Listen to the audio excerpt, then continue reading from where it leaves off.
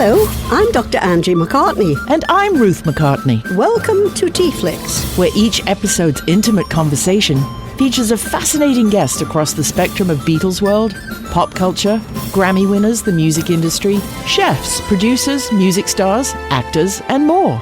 So bottoms up and join us as they spill the tea on TeaFlix. Jolly good. And we are live. It says once again. Oh, good. Happy Tuesday. Happy Tuesday, yes. Happy Tuesday. However, having said Happy Tuesday, I must just start off at the top by saying today is the 7th of October and our hearts bleed for everybody in the Middle East, Israel, Gaza, Palestine situation and the trauma and the pain. And we just want everybody and all of their kids to be home safe and loved and what have you. So I won't bum anybody out further than that, but our thoughts and our love are with all of those affected on either side. So today is going to be, however, very uplifting. And we're going to talk about music and spirituality and mushrooms. Oh, not those kind of mushrooms. No, not those. But anyway. Not so Martin says, I'm in. Excellent.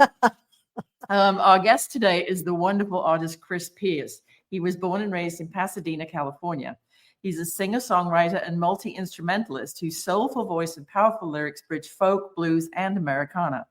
Over a 25-year career, which you won't believe when you see him, he's shared the stages with legends including Neil Young, B.B. King, Seal, Al Green, and Jill Scott, to name a few, and his songs have appeared in major TV and film productions. He co-wrote We Can Always Come Back to This, which was featured on NBC's This Is Us, and it hit number 1 on the Billboard Blues Chart and number 12 on the iTunes Top 100, propelling him to national attention.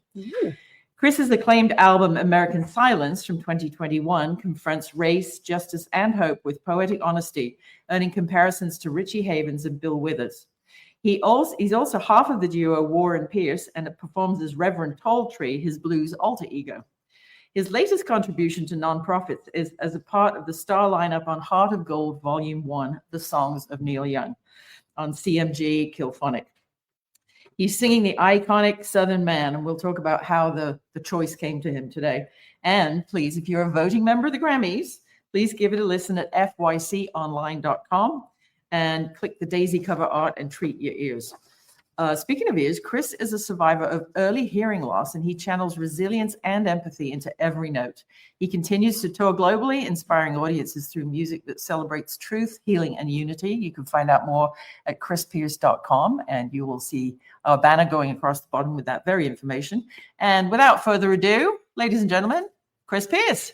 Hello, Chris. Hello, Dr. Angie. Hi, Ruth. Hi, good to see you. Thanks for taking. Great to be with both of you. Likewise. What I like to know, first of all, is how did growing up in Pasadena shape your musical ear and your sense of community? Well, profoundly. Pasadena, my parents came to Pasadena in the late 60s.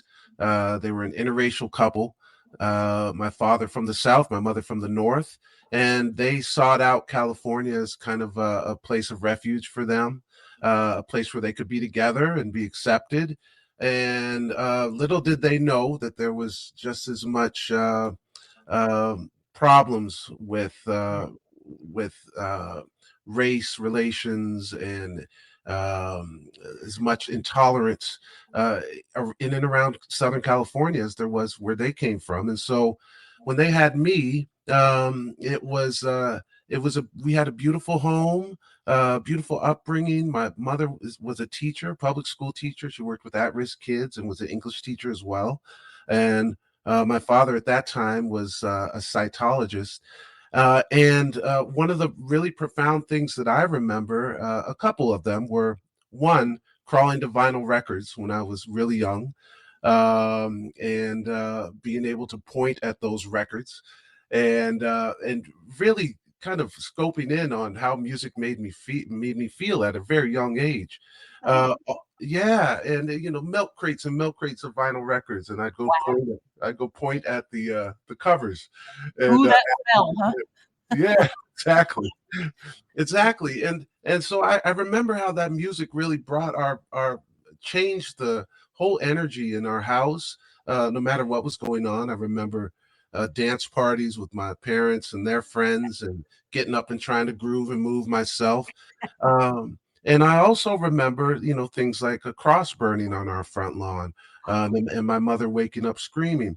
And I remember at 5 years old, not really understanding what that meant, but really understanding that it really affected the spirit of the moment and my parents in the house. And I think profoundly for me was the way that they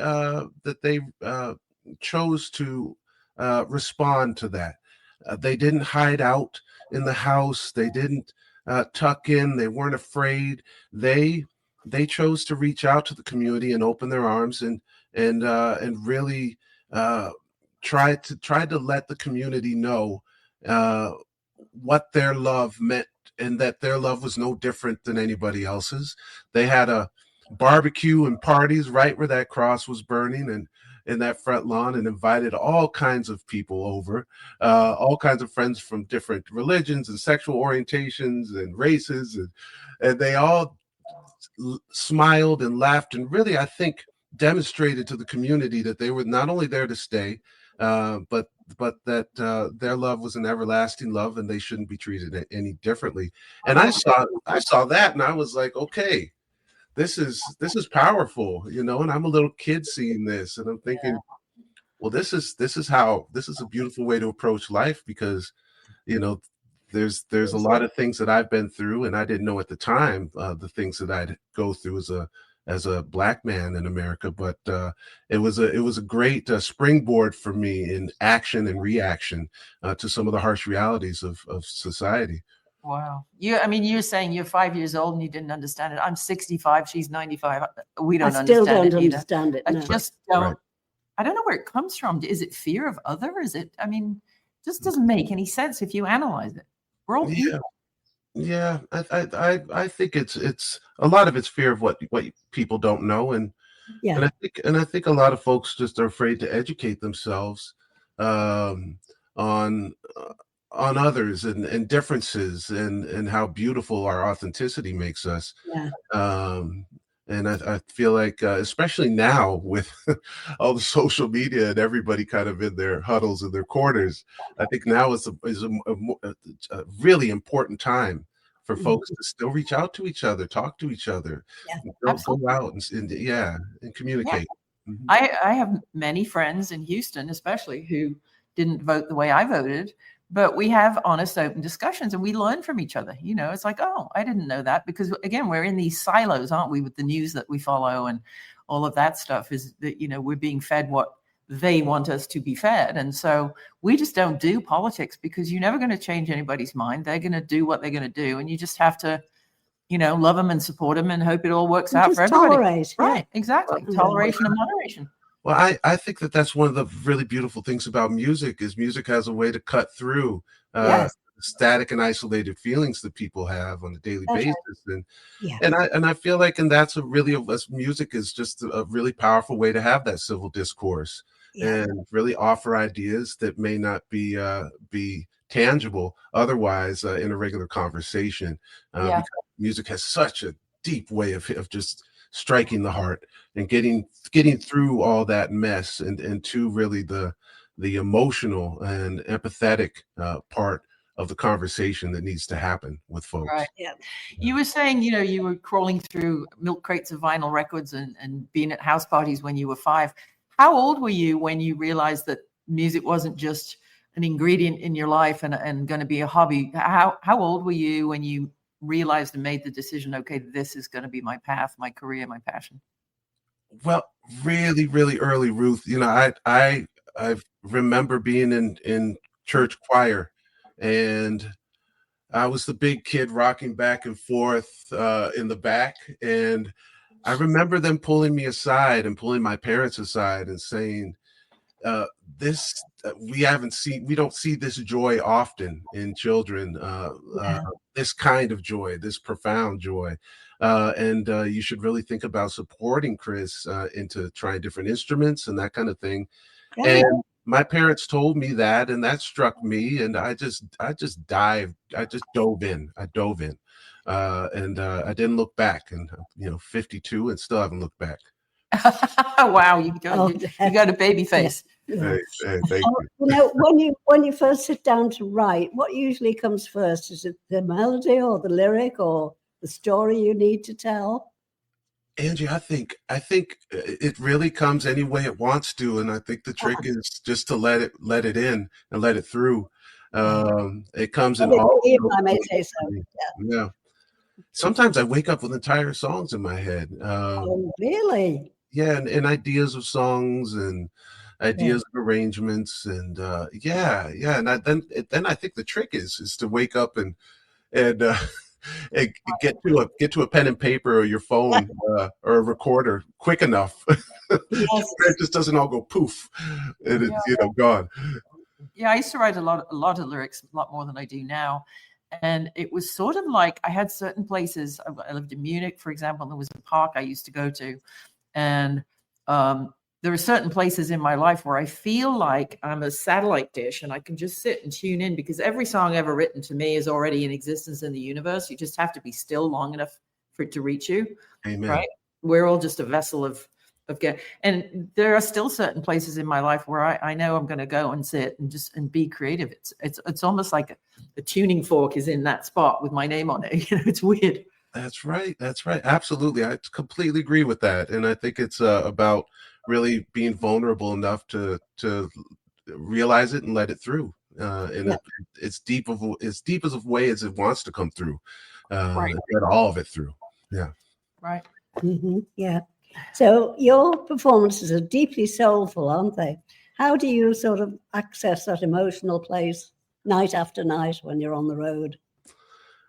Well, it's soulful is it's food for me. It's nourishment. It's nourishment for my soul, and it also nourishes me to reach out to other hearts and to feel that connection. Mm-hmm.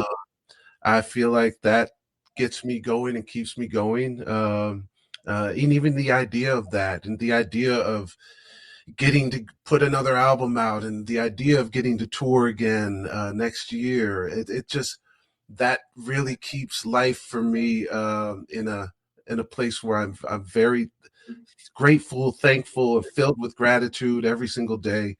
Yeah. And it really honestly wants to, to answer your question, I think more directly, makes me want to get out there and just give every single bit of myself that I can while I can. And as long as I can. So that's what I do.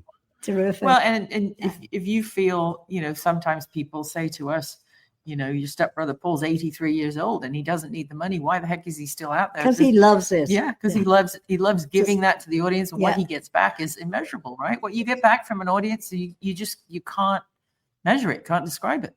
You can't. It's truly magical, and it's sacred. And it's something that I'm just so grateful to be able to do, and have such a journey to be able to still be on this journey. It's just incredible. Lovely to hear. Do you have any favorite types of venues, like whether it's like a small blues club or a big arena, or do you have a place you feel most comfortable? I don't. I like it all. I mean, honestly, I know that's a pretty. I honestly like them all. I love smaller clubs, places like the Troubadour, where I'll be in November. Will be those kind of places where you can see every face. I think that's amazing. I really love theaters. I grew up from the time I was young in theater, and I actually clipped an ad out of the paper when I was 7 years old and showed my parents and told them I wanted to audition for a musical. And so the theater stage was my first, stage besides church choir that I really remember, and I'm really comfortable in theaters. So I'd say those, but I mean, being in front of big crowds is amazing, and I feel blessed to have gotten to do that with people like Seal and Neil Young and B.B. King and Steve Earle, and it's just been incredible I'd say they're all different and unique in their own really wonderful way. Yeah. What was the first largest crowd first big, huge crowd you played for, and what was going through your mind as you're waiting in the wings, waiting to take that step out into the noise and the light? Yeah, that's a great question.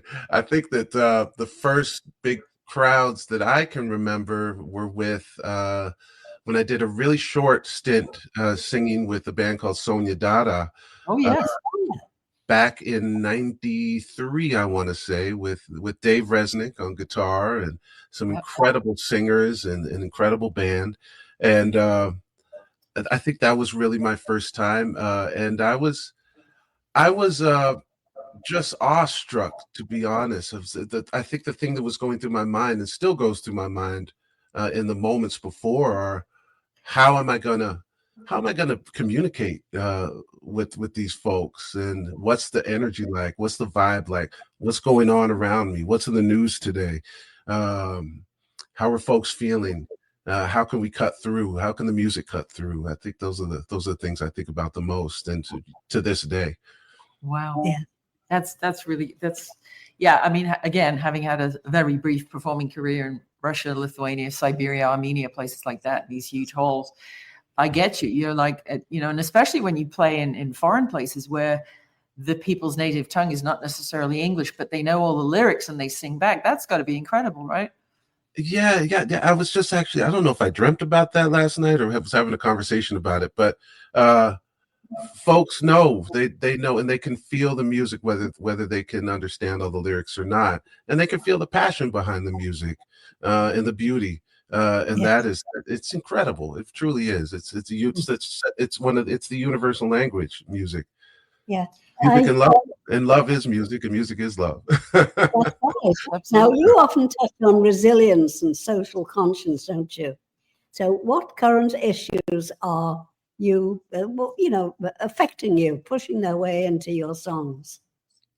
Well, I think that complacency is something that I think about a lot. I feel like it's important to encourage folks who stay silent and don't fight for those who can't fight for themselves. To encourage them to speak up and stand up. I feel like we're in a place now where there's all of these vacuums and everybody kind of hears what they want to hear, and I feel like it's really, like we were talking about earlier, it's important to reach out and to be uncomfortable, to try to stir something new into the pot, to see what comes out, to challenge yourself and to challenge others. And I think that, complacency is something that it truly plagues our society, and I feel like folks go around and smile at each other and nod at each other, but then they're not willing to fight for each other. And I write about that a lot, though, that theme, and different examples of that in our history. I think I write about to really try to encourage folks to do that. And I kind of feel like just kind of putting a blistering lens on that is a way to bring people together, because it's not a finger point, but it's a way to say, check yourself, take a good look at yourself in the mirror. It's a nudge and a tap on the shoulder rather than a fight. Yeah. Right. And that's what's so great about the arts of any kind of format.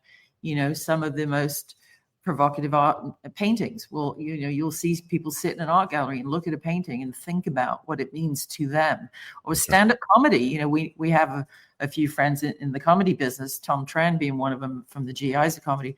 And I think comedians are there to push the envelope and provoke thought. And some of it is not my taste, but I get why they do it. And I think it's so important that we support the arts in any way we can, to just keep, that freedom. That's what America was built on, right?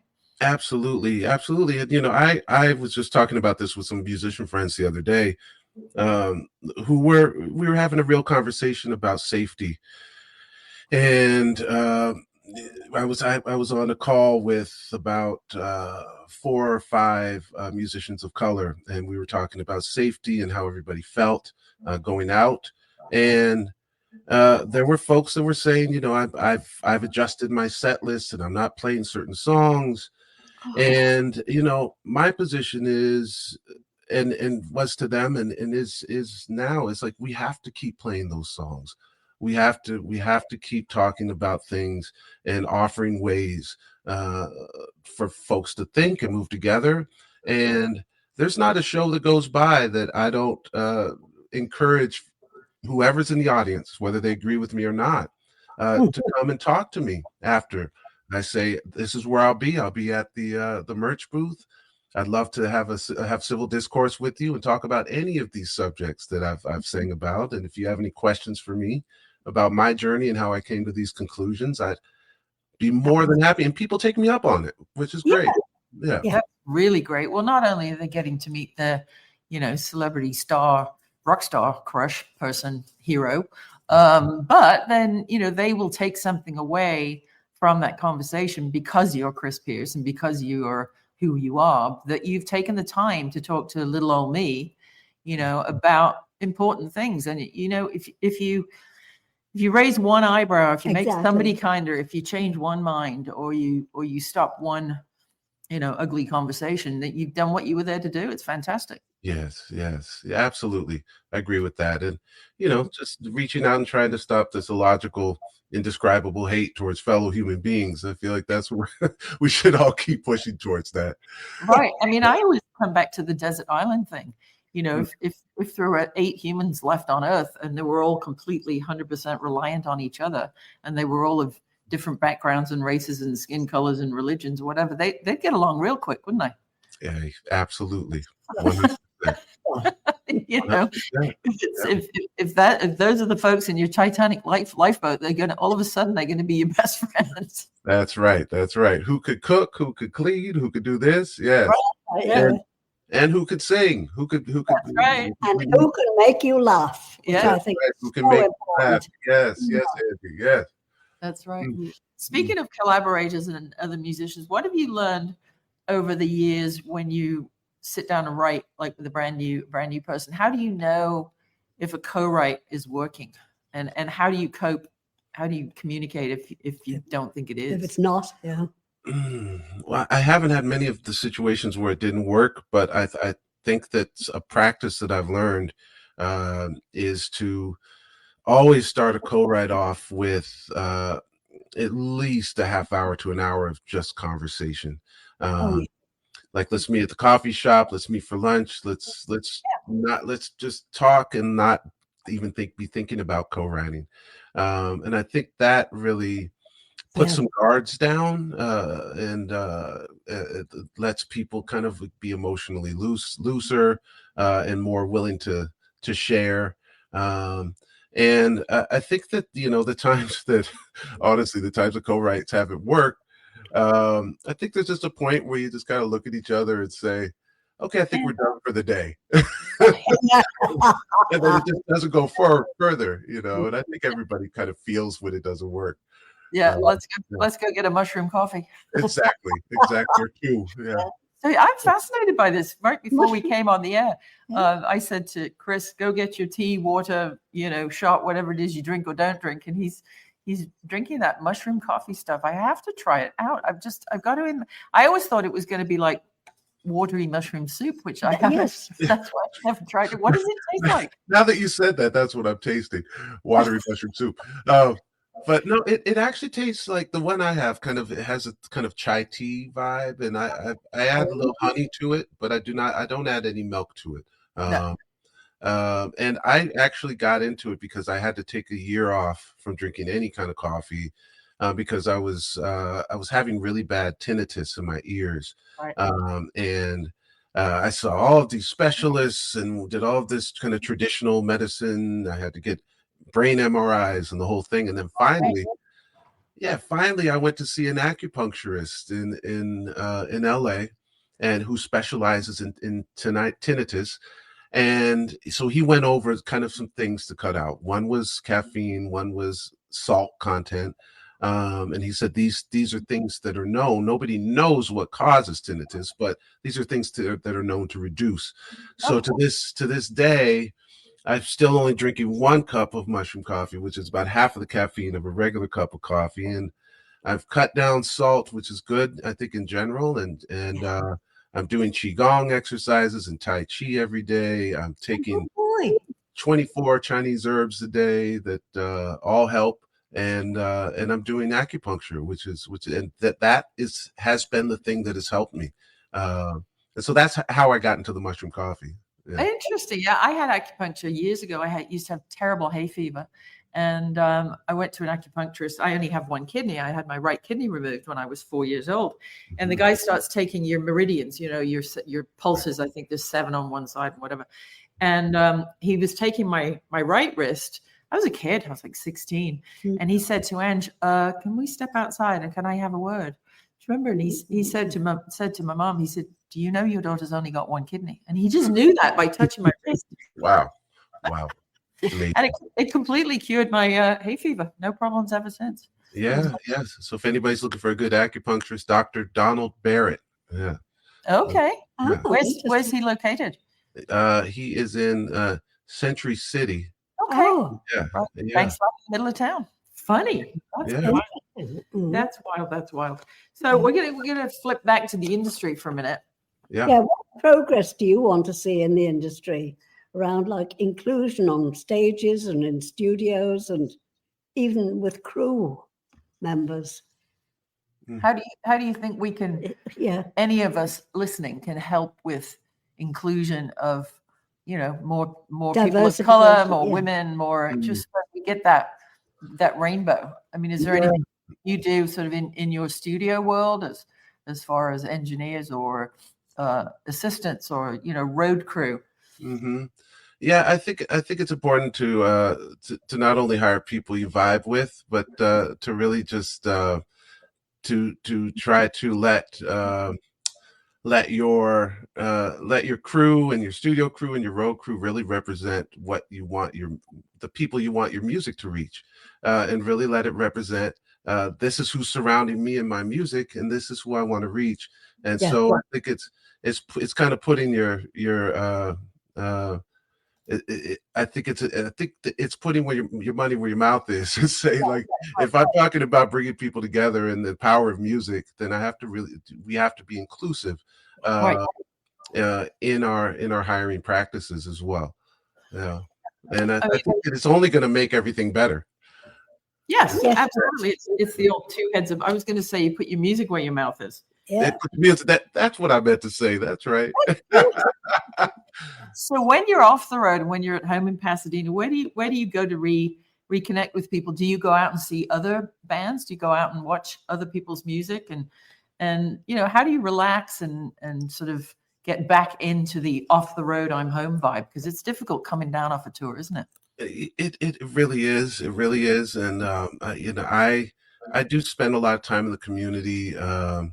I do some community outreach programs around. In fact, I was just out a couple weeks ago doing some outreach at different places and Skid Row and worked with some at-risk kids in Pasadena. And so that's a really great way to connect with the community. And I also just really, when I'm home, I try to say yes to folks that reach out and say, hey, I've got this gig. Do you want to sit in and play some harmonica? Or I have this thing happening, do you want to come down and sing with me on the song?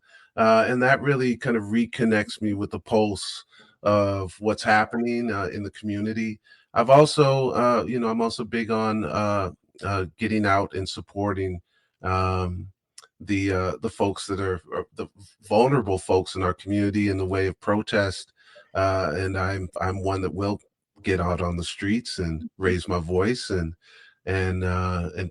be out there doing peaceful protests. So I stay involved in the pulse of what's going on, how I can help and how I can get the word out, and also safety protocols and trying to let folks know this is where we'll be and this is how you stay safe and these are your rights, and try to share that information as well.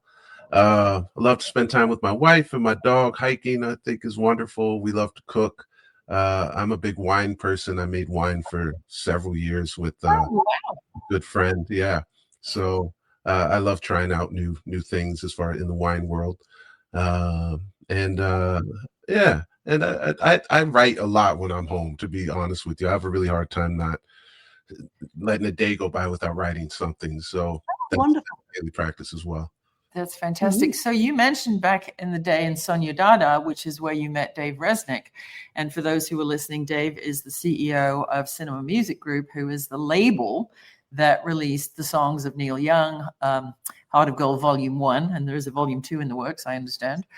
And that is benefiting the Bridge School. How did you get, first of all, tell the folks a little bit about the Bridge School and what wonderful work they do. And how did you choose, or how did the track Southern Man, how did it come to you?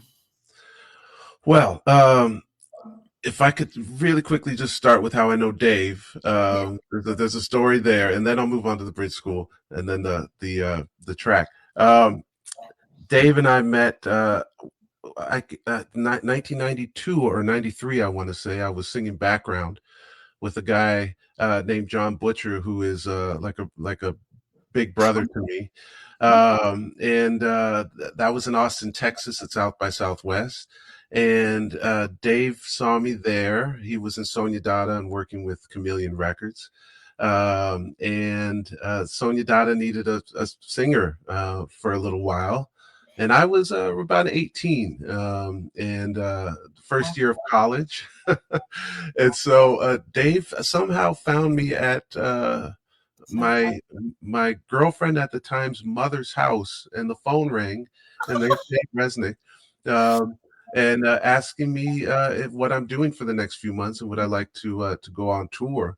And so my response was, you have to ask my dad and my mom. So I think he probably reached out to them, and pretty soon after that, I was on a plane with Dave. I met him at the airport for the first time, and he had long blonde hair down his back, and we went on a road tour that I'll never forget. Sonia Dada had a huge hit out at the time. And, meeting Dave really changed my life forever, and the whole scope of everything I've done in music. And so to still be working together 30 plus years later, is just incredible. Dave's just, again, has had a profound effect on everything I do in music, and has taught me so much. Yeah. That's great. Yeah. And moving on to the Bridge School. The Bridge School is in Hillsborough, California. They do incredible work with kids with severe speech and mobility issues and speech. Yeah. And I had the honor of going up with Dave and Nico Bolas and Caleb from Kilphonic earlier this year and visiting the Bridge School. And I got to see firsthand really the work they do, not only in multidisciplinary work, but the work in the technology, and really changing these kids' lives. And I got to see the joy and the spirit, just the bright lights just shining through these kids, and it was just such a beautiful experience. And to communicate with the children was incredible. To get to play some music for them was incredible, and it was an experience that I'll never forget. I think that they really concentrate on communication and participation and learning, and also the family involvement. Not only did we get to talk to the teachers and the kids, but the families were there, and I think that was for me a takeaway, to see all the family involvement, and how open that is. So really wonderful. And I'm sorry, go ahead. Many of these kids are nonverbal, aren't they? Yes. And there's technology now that we got to see up close, where they have computers to help them speak and communicate. And so there were a couple things I remember, and I'm not sure if you've talked to Dave about this, but we've talked about it over and over again since we went there. Is that there was one particular uh, young child, and she kept, when I was playing, she kept pushing the button on her computer. I love it, I love it, I love it, over and over, and you could hear it on the speaker, and it just filled my heart with so much joy. And she was smiling, and she was communicating that she was feeling the music, and that it was reaching her heart. And to me, that connection it was just reminded me of how brilliant the work is that I think Right.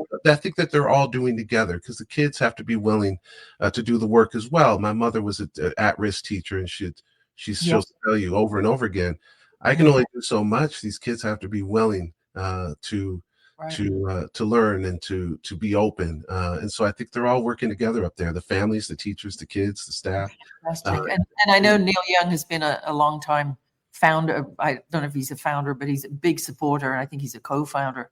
And for many years, they did the Bridge School benefits right up until COVID, right? They would do them in Santa Barbara and New York and what have you. And then all of a sudden COVID came.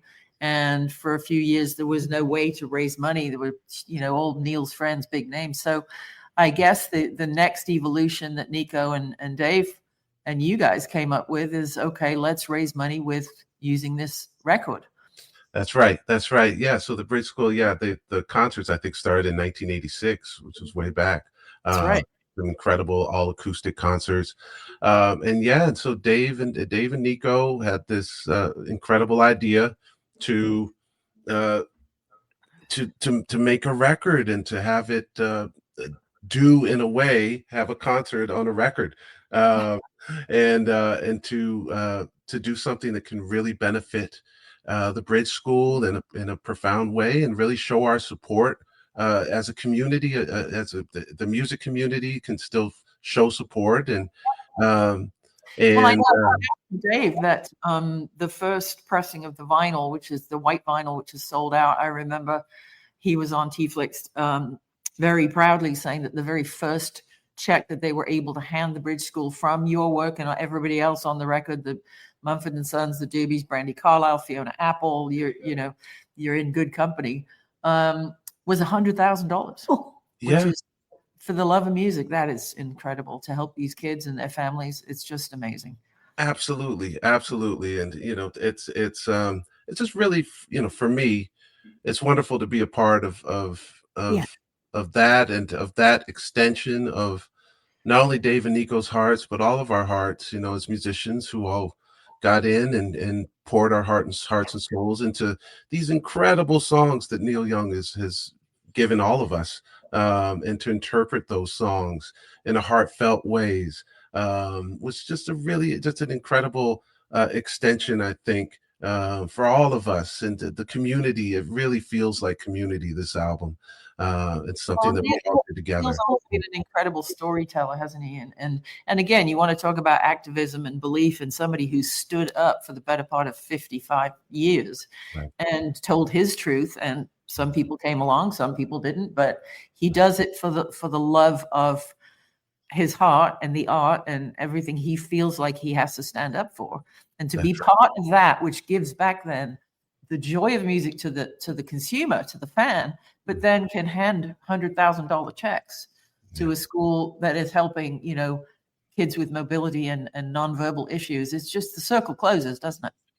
Absolutely. And Neil's such an example for so many people in so many ways of not only how to give everything you have emotionally, but also make sure, like we were talking about, make sure the music is speaking profoundly and reaching as many hearts as possible, and really speaking to the urgencies of the moments that a lot of us are dealing with. And So how did Southern Man come to you? You were beginning to tell me the story last week, and I said, let's save it for spill the tea for me and Angie and the listeners at the same time. Well, I think that what happened, and this was a little bit ago, and I'm getting older.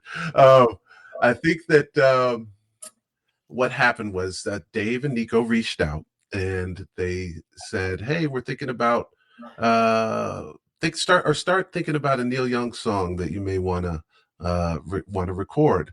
And so I thought about it and I thought about it, and then I reached out to Dave. I thought about it and I had this dream, and in the dream, my ancestors were singing to me Southern Man. And it, yeah, and it was like I woke up and I think I texted Dave and I said, how about Southern Man? And his reaction was really, really, and Nico, they were both really enthusiastic about that. They said, that's a great idea. And then Nico Bolas had an idea to make it feel like a slow waltz in 3/4. And so that was really, I was like, okay. And so I started strumming around with that. And then you can't trust those Greeks. They'll mess anything up. That's right. Food and music, right? Yeah. And then we spoke about doing a slight revision of the lyrics, of the verse lyrics, to make it more in first person. And I think that stemmed from my dream for me, and kind of thinking about like what would it be like if this were my ancestors singing this through me. And so in the first verse, instead of when will you pay them back, is when will you pay us back. In the second verse is I'm your black man coming round, and swear by God they're going to cut me down. Right. And so we came up with that and kind of the first person idea, and then they got the okay from Neil to do that slight first person. That's gracious. That's so good. But that's so Neil. He is grace. He just is. He is absolutely. And then I recorded a demo at home on acoustic guitar, and I sent it over to Dave Resnick, Nico Bolas, and Dave Palmer, who's incredible keyboardist, who's played with everybody. Just an incredible, not only incredible musician, but a credible person. And he assembled this wonderful band: Reggie Hamilton, Stella Mosgawa, Josh Lopez, Tim Young, and himself. And Dave Resnick, I believe, called in Charlotte Gibson, Dee Dee Foster, and Charlie Green to do background vocals. And then we set up a studio date. And I think that this song was the first song that ended up being, the album. And we got together early in the morning at the Village. Oh, I love the Village. Yeah, me too. And I think the reason we got together early in the morning was because I had a flight to Nashville to go play at Americana Fest. And I think my flight left at like 11 a.m. or something. So we got together early, and we all got in there and set up, and magic happened. Yeah. There wasn't even a rehearsal. We did 2 takes, and it was all live. And I think what you're hearing on the record is the second take. And they were pretty similar, but I think the second take had a little bit of magic in it, that a little extra magic. That's so classic Nico, isn't it? I've known him 40 years, and he just puts all of the pieces in play and all in the right place, and then just hits record. And boom. He once said to me, he said, when I hear Neil Young's truck pull up outside the studio, I start hitting record, because you never know what's going to come out of that man's mouth. There it is. Yeah. And I love just that look that Nico, that straight face he gives you, and he goes, "What do you mean it's done?" Yeah. and also, from the time I've been working with Dave, I remember him teaching me that when I was really young, going back in his back studio at his house, and I go back there with some friends and we'd record some demos. And Dave really, when I was young, at least, I always wanted to fix things. Well, there's a note here, and there's this, that, and there's that, that's this. And I remember Dave going, the magic is in the conversation is in what's there, and as long as it emotionally feels right. And so Dave taught me that early on. Nico has definitely kept instilling that in me and so many other people, and I think that this practice is what makes these takes really special when you put them out, because people can feel it.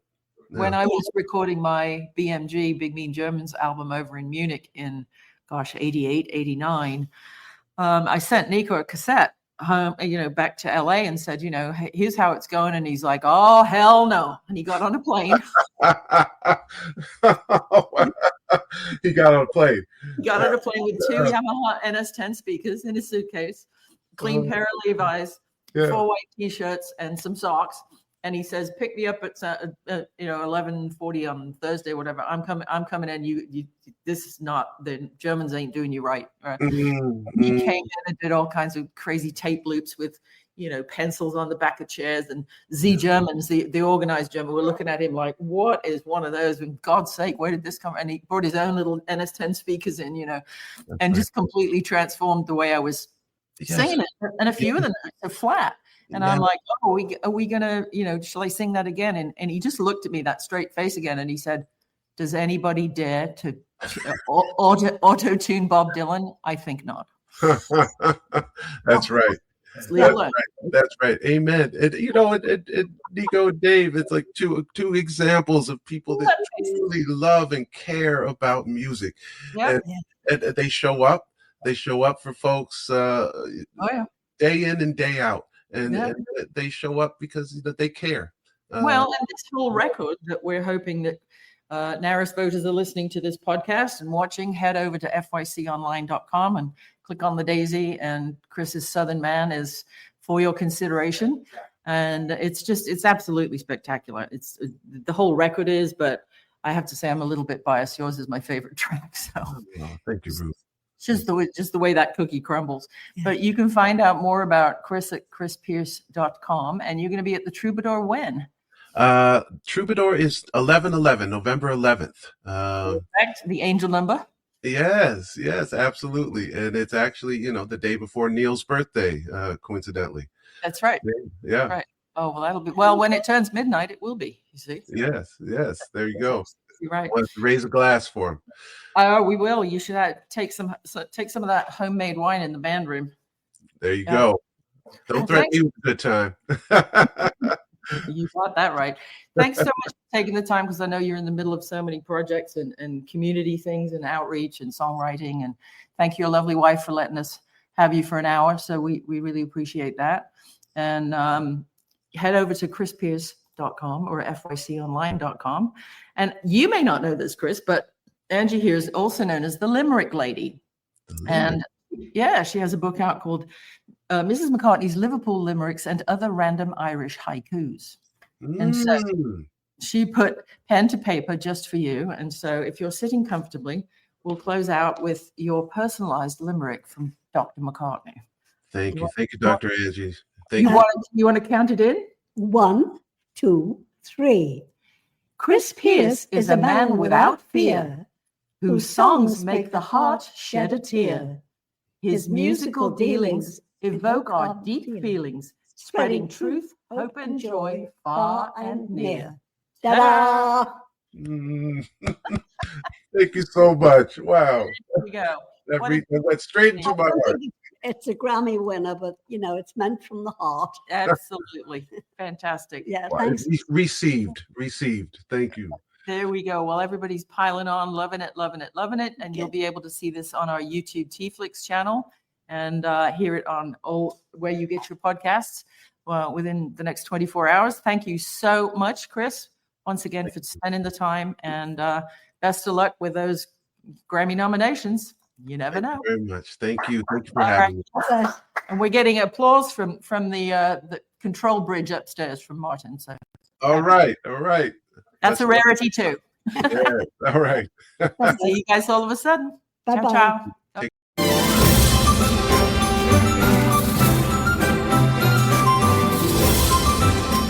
Thanks for tuning in to TeaFlix, and check out Dr. Angie's books, Organic Teas and CBD, at mrsmccartneysteas.com.